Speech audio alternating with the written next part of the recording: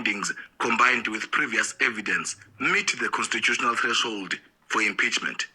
The ATM's request to the Speaker is grounded in a convergence of credible, corroborated evidence which, in our view, meets and exceeds the constitutional threshold for the initiation of impeachment proceedings in terms of Section 89. Ntshona adds that the IPID findings reinforce earlier conclusions by an independent parliamentary panel and are further supported by a sworn affidavit evidence placing the president closer to the handling of the matter. But for now, the Speaker's office has confirmed it is treading cautiously. The Speaker of the National Assembly confirms receipt of the correspondence from the African Transformation Movement. She is currently applying her mind to its contents and will be guided by the Constitution, the rules of the National Assembly, and established parliamentary processes in arriving at any decision.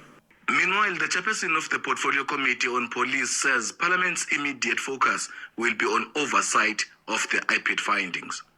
We will obviously follow up and call IPID and the South African Police Service to respond on the implementation of the disciplinary recommendations in the report. Also raised concerns about the long-standing failure to implement IPID recommendations and questioned whether investigators may have faced any form of intimidation, a matter he says could require full parliamentary intervention. As pressure builds, all eyes are now on Speaker Thoko Didiza, whose decision could determine whether the impeachment process is revived or remains stalled. Nkokeli Bandla, SABC News, Parliament.